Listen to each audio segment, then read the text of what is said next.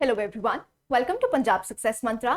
आज के लेक्चर में हम डिस्कस करेंगे वीनस मिशन 2024। उसे जाने से पहले आप देख सकते हैं हमारे कुछ फ्री इनिशिएटिव्स। 10:15 आपसे करंट अफेयर्स डिस्कस किए जाते हैं। ऐसे ही 11 आपसे पंजाब एनटी की रिवीजन की जाती है।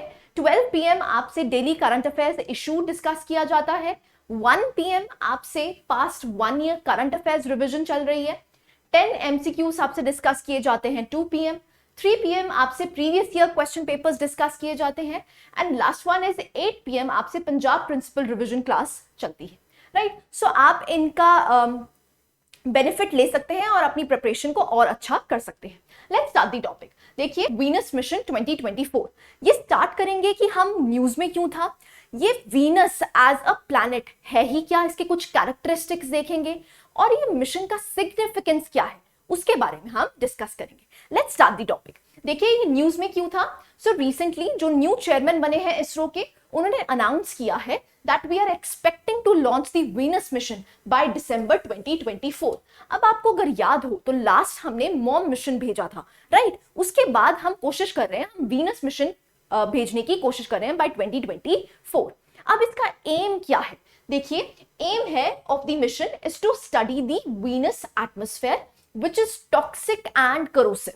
अब देखिए, जो वीनस का एटमॉस्फेयर है, अब आपको पता है सन के बाद आपको मरकरी दिखाई देते हैं, मरकरी के बाद आपको वीनस देखने को मिलता है। सो सन के बाद सेकंड प्लैनेट कौन सा है, दैट इज वीनस। अब वीनस का जो एटमॉस्फेयर है वो बहुत यूनिक है।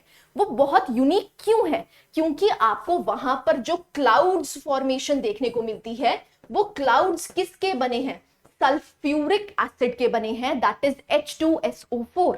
अब ये सल्फ्यूरिक एसिड की वजह से आपको पता है ये हाईली करोसिव एसिड है। अगर आप इसका पीएच लेवल देखेंगे तो पीएच आपको 1 और 2 के बीच में लाई करता हुआ दिखेगा, दैट इज हाईली एसिडिक। अब इसकी वजह से क्या है, वो एटमॉस्फेयर कैसे बना, वो वीनस का जो सरफेस है वो कैसा है, उसका क्रस्ट कैसा है, ये जानने के लिए हम मिशन को लॉन्च कर रहे हैं, right. So this was in news. अब इसरो के बारे में हम कुछ डिटेल्स पढ़ लेते हैं। देखिए, जो इसरो था उसको सबसे पहले जब इस्टेब्लिश किया गया था 1962 में, जवाहरलाल नेहरू ने इसको इस्टेब्लिश किया था under the department of atomic energy. इसका नाम क्या था, Indian National Committee for Space Research which is known as INCOSPAR. अब इनकॉस्पार को ही चेंज करा गया है with the term that is ISRO. ये कब किया गया था, 1969 में। लेकिन आपको सबसे पहले ये पता होना चाहिए कि 1962 में इसरो का नाम क्या था और वो किस डिपार्टमेंट के तहत था। डिपार्टमेंट कौन सा था, डिपार्टमेंट ऑफ एटॉमिक एनर्जी, और इसका नाम क्या था, इनकॉस्पार। कब करा गया, 1962 में। उसके बाद जो विक्रम साराभाई हैं, उनका एक बिग रोल रहा है in the development of this industry, जहां पर उन्होंने स्पेस रिसर्च की बात करी और उन्होंने बोला था कि अगर हम स्पेस में डेवलपमेंट करेंगे तो हमारे देश के लिए अच्छा है, राइट। सो 1969 में इनकॉस्पार को ही रीनेम कर दिया गया एज इसरो। यहां तक क्लैरिटी है, राइट। अब देखिए, जो 1972 में इसके लिए एक अलग से डिपार्टमेंट बना दिया गया, क्योंकि इनकॉस्पार किस डिपार्टमेंट में था, that is department of atomic energy. अब इसको किस में चेंज कर दिया गया है, डिपार्टमेंट ऑफ स्पेस। सो यहां पर अलग से एक मिनिस्ट्री बनाई गई, that is department of space, और इसको हेड कौन करते हैं, that is the prime minister of the country. So आप इसरो का एक ऑर्गेनाइजेशनल स्ट्रक्चर देख सकते हैं। इसरो के बारे में हम पढ़ चुके हैं। इसरो के और भी कुछ आर्म्स हैं, जैसे फॉर एग्जांपल एंथ्रिक्स। देखिए, जो एंथ्रिक्स और NSIL है, ये दोनों ही PSUs हैं। जो एंथ्रिक्स है वो एक्चुअली में क्या करता है, जो भी इसरो की कमर्शियल डील्स हैं और जो भी फॉरेन कस्टमर्स हैं उनके साथ डील करता है। फॉर एग्जाम्पल, आपने सुना होगा जब भी कोई इंडियन मिशन लॉन्च किया जाता है, सैटेलाइट लॉन्च करी जाती है, तो उसमें बहुत सी स्मॉल सैटेलाइट्स आपको दूसरी कंट्रीज की भी देखने को मिलती हैं। सो इसका मतलब क्या है, हम फॉरेन कंट्री से भी ऑर्डर्स ले रहे हैं, राइट। सो ये ऑर्डर्स को मैनेज करने के लिए कौन है, दैट इज एंथ्रिक्स, और वो एक PSU है। ऐसे ही अगर आप NSIL की बात करते हैं, सो यहां पर क्या है, हम चाहते हैं जो इंडियन इंडस्ट्रीज हैं, मतलब इंडिजिनियस प्रोडक्शन हम चाहते हैं the space category, right. So NSIL उसके लिए बनाई गई है। नेक्स्ट आता है इन स्पेस। अगर इन स्पेस की बात करी जाए तो इन स्पेस क्या करता है, it permits and regulates the activities of the private sector. अब देखिए प्राइवेट सेक्टर की भी इन्वॉल्वमेंट यहां पर हम बढ़ाने की कोशिश कर रहे हैं। जो आपका ये डिपार्टमेंट है दैट इज इन स्पेस, ये रेगुलेट करता है प्राइवेट सेक्टर को। इसरो के बारे में हम डिटेल में पढ़ चुके हैं। यहां पर स्पेस कमीशन है, स्पेस कमीशन को हेड कौन करता है, that is the prime minister. I hope यहां तक क्लैरिटी है, राइट। नेक्स्ट चलते हैं। अब देखिए वीनस के कुछ फैक्ट्स हैं जो आपको पता होने चाहिए, प्रीलिम्स में डायरेक्टली क्वेश्चन पूछा जा सकता है।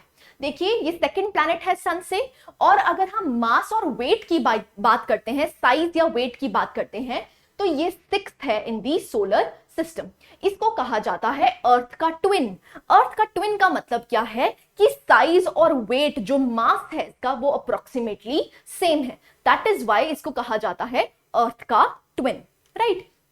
नेक्स्ट आता है, it is the second brightest natural object in the night sky after moon. देखिए इसको कहा जाता है ये बहुत ब्राइट है।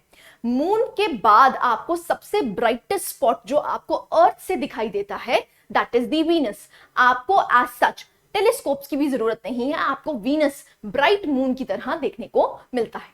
नेक्स्ट आता है, अनलाइक अदर प्लैनेट्स, जनरली हमारे जितने प्लैनेट्स हैं वो एंटी क्लॉकवाइज स्पिन करते हैं, लेकिन जो वीनस है और यूरेनस है ये दोनों क्लॉकवाइज स्पिन करते हैं। ये भी आपको याद रखना है। ये हॉटेस्ट प्लैनेट है। अब देखिए आपने देखा है ये सन है, सन के बाद आपको क्या देखने को मिलता है, मरकरी। अब हॉटेस्ट किसको होना चाहिए था, मरकरी को होना चाहिए था, लेकिन सोलर सिस्टम में सबसे हॉटेस्ट प्लैनेट आपको कौन सा दिखाई देता है, दैट इज वीनस। अब ये क्यों है, देखिए वीनस के एटमॉस्फेयर में मैंने आपको बताया इट इज हाईली करोसिव। यहां पर आपको कार्बन डाइऑक्साइड काफी ज्यादा मात्रा में देखने को मिलती है। That means greenhouse effect होगा, क्योंकि कार्बन डाइऑक्साइड है, इसकी वजह से जो एटमॉस्फेयर ऑफ वीनस है that becomes very warm, right. इसीलिए it is the hottest planet in the solar system, right. Next इसका यूनिक फीचर है कि जो इसकी रोटेशन है इसके रेवोल्यूशन से भी ज्यादा है, मतलब ये रोटेट बहुत स्लो करता है। तो आप देख सकते हैं 243 अर्थ डेज टू रोटेट वंस। एक बारी रोटेशन के लिए अपनी एक्सिस पे इसको अराउंड 243 डेज लगते हैं। इसका मतलब क्या है, इसकी रोटेशन रेवोल्यूशन से भी ज्यादा है, ज्यादा टाइम लेती है, राइट। रेवोल्यूशन का मतलब क्या होता है, सन के अराउंड जाना। रोटेशन का मतलब क्या होता है, अपनी ही एक्सिस पे घूमना, राइट। जैसे अर्थ की रोटेशन का टाइम पीरियड क्या है, दैट इज 24 आवर्स, तभी इसको हम क्या बोलते हैं, one day, right. On the other hand अगर हम वीनस की रोटेशन की बात करते हैं तो अपनी ही एक्सिस पे घूमने के लिए ये कितने डेज लेती है, 243 डेज। आई होप यहां तक क्लैरिटी है, राइट। नेक्स्ट आता है, जो वीनस है इसको अर्थ का ट्विन कहा जाता है, क्योंकि इनका मास, इनका साइज, इनका डेंसिटी अप्रोक्सीमेटली सेम है, right. These are some of the Venus facts. अब सिग्निफिकेंस देखते हैं, ऑब्जेक्टिव देखते हैं, ये हमने लॉन्च क्यों किया है। देखिए जो भी सरफेस है, सरफेस का प्रोसेस है, शैलो सब सरफेस है, उसकी ऑब्जर्वेशन हम करना चाहते हैं। अब इससे होगा क्या, हम लेयर्स को पता कर पाएंगे। अगर हम प्रॉपरली लेयर्स को पता कर पाएंगे तो हम जान पाएंगे कि हमारा सोलर सिस्टम कैसे बना, कैसे इवॉल्व हुआ, राइट। जैसे हम अर्थ की बात करते हैं, सबसे अंदर क्या एग्जिस्ट करता है, कोर, कोर के बाद क्या एग्जिस्ट करता है, मैंटल, मैंटल के बाद क्या एग्जिस्ट करता है, दैट इज क्रस्ट। ऐसे ही हम वीनस की लेयर्स पता करना चाहते हैं, राइट।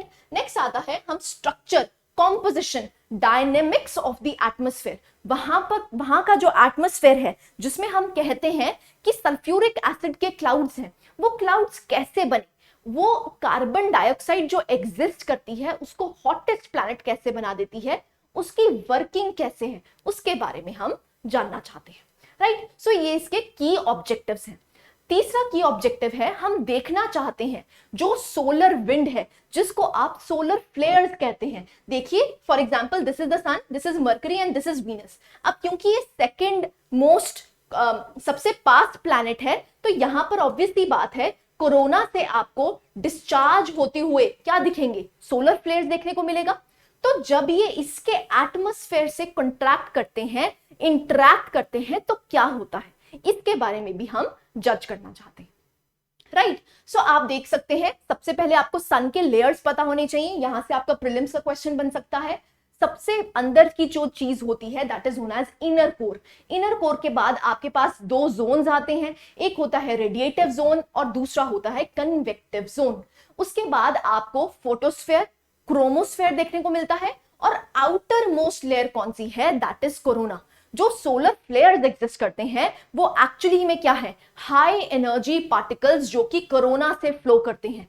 जब वो फ्लो करते हैं, जैसे ही अर्थ के एटमॉस्फेयर पे पहुंचते हैं, तो जो अर्थ की मैग्नेटिक फील्ड है वो क्या कर लेती है, शील्ड कर लेती है। जब वो शील्ड करती है तो वो ब्यूटीफुल कलर्स शो करती है, जिसको आप कहते हैं ऑरोराज। आई होप यहां तक क्लैरिटी है। ऐसे ही हम वीनस के एटमॉस्फेयर के साथ जब ये सोलर फ्लेयर्स इंटरैक्ट करते हैं तो क्या होता है, इसको हम जज करने की कोशिश कर रहे हैं। ठीक है जी। So this is the solar wind, जिसको मैंने आपको एक्सप्लेन कर दिया। They are stream of particles and the magnetic fields are known as solar wind. So आप देख सकते हैं ये सोलर विंड ब्लो करती है। ये अर्थ का मैंने एग्जाम्पल लिया है। अर्थ की जो मैग्नेटिक फील्ड है वो क्या करती है, हमें इससे शील्ड करती है, और इसी की इंट्रैक्शन की वजह से आपको बहुत सारे ब्यूटीफुल कलर्स देखने को मिलते हैं, that is known as auroras. Right. So यहां पर आयनोस्फेयर पे हमारे आयंस एग्जिस्ट करते हैं, जिसकी वजह से आपको ब्यूटीफुल कलर्स देखने को मिलते हैं। ऐसे ही हम वीनस पे भी देखना चाहते हैं कि जो वीनस का आयनोस्फेयर होगा, जब सोलर फ्लेयर्स उसके साथ इंटरैक्ट करेंगी तो क्या होता है। Right. So these are some of the objectives। अब सिग्निफिकेंस क्या है, देखिए इसको अर्थ का ट्विन कहा जाता है, तो हम देख सकते हैं कि क्या ऐसी कंडीशंस हैं जो सिमिलर हैं अर्थ से। दूसरी बात क्या है, it will help in modelling earth's climate. अब क्या है, क्योंकि वहां पर कार्बन डाइऑक्साइड आपको ज्यादा देखने को मिलती है। अब हमारी धरती पे भी क्या हो रहा है, ह्यूमन एक्टिविटी की वजह से कार्बन डाइऑक्साइड इंक्रीज कर रही। अब अगर कार्बन डाइऑक्साइड इंक्रीज कर रही है, ग्रीन हाउस इफेक्ट देखने को मिल रहा है, तो अगर हम वीनस का एटमॉस्फेयर समझ लेंगे तो हम इंप्लीमेंट कर सकते हैं इसको अर्थ पे भी, कि हमारी earth with due to increasing carbon dioxide कैसे बिहेव करेगी। राइट। सो इसीलिए ये इंपॉर्टेंट हो जाता है, ये इसकी सिग्निफिकेंस है। राइट। चैलेंजेस क्या हैं, देखिए जो वीनस का एटमॉस्फेयर है वो एटमॉस्फेयर काफी ज्यादा कॉम्प्लेक्स है, तो उसके लिए हमें एक स्पेशल इंस्ट्रूमेंट चाहिए। वो इंस्ट्रूमेंट क्या है, that is known as SAR, synthetic aperture radar. अब ये सिंथेटिक अपर्चर रडार क्या करता है, चाहे जितना भी थिक एटमॉस्फेयर हो, क्लाउड्स चाहे सल्फ्यूरिक एसिड के क्यों ना हो, चाहे रात अंधेरा क्यों ना हो, तब भी ये हाई रेजोल्यूशन इमेजेस निकाल पाता है। इसीलिए हम इस मिशन में क्या यूज करने की कोशिश कर रहे हैं, that is SAR, synthetic aperture radar. आप एग्जाम्पल देख सकते हैं, this is synthetic aperture radar, जहां पर हम ज्यादा एरिया भी कवर करते हैं और उससे हाई रेजोल्यूशन इमेजेस हम देख सकते हैं, चाहे कोई कंस्ट्रक्शंस क्यों ना हो। फॉर एग्जाम्पल अगर वीनस का एटमॉस्फेयर देखें तो वहां पर आपको थिक क्लाउड्स देखने को मिलते हैं। अगर वहां पर थिक क्लाउड्स हैं तो हम कैसे पेनिट्रेट कर पाएंगे उसके सरफेस पे, इसीलिए हम SAR का यूज कर रहे हैं, सिंथेटिक अपर्चर रडार का यूज कर रहे हैं, जिसकी वजह से उसके सरफेस को हम जान पाएंगे, क्योंकि जो SAR है वो इन थिक क्लाउड्स को भी पेनिट्रेट करके वहां तक देख पाएगा। ठीक है जी। So this is all about SAR। अब ऐसा नहीं है कि ये पहला मिशन होगा वीनस पे, इसरो का पहला है, लेकिन कंट्रीज, बहुत सारी कंट्रीज ऐसी हैं जिन्होंने वीनस पे मिशन भेजे हुए हैं। फॉर एग्जाम्पल अगर यूएस की बात करते हैं तो मैरिनर, पायनियर, ऐसे ही मैगलन, ये सारे क्या थे, these were the Venus mission. ऐसे ही रशिया ने वेनेरा और वेगस 1 और 2 दोनों ही मिशन भेजे हुए हैं। जापान में अकत्सुकी 2015 में भेजा था, और ऐसे ही अगर हम यूरोप की बात करते हैं तो वीनस एक्सप्रेस करके 2005 में लॉन्च किया गया था। तो ऐसा कहा जाता है कि इंडिया इस इलीट क्लब में एंटर हो जाएगा अगर हमारा वीनस मिशन जो है वो सक्सेसफुल रहता है। Right. So this was the holistic coverage of this topic. आप हमारे कुछ फ्री इनिशिएटिव्स और कुछ पेड इनिशिएटिव्स ले सकते हैं जो कि आपकी प्रिपरेशन काफी अच्छी कर सकते हैं। So this was the holistic coverage of this topic. I hope you like the lecture. Thank you very much.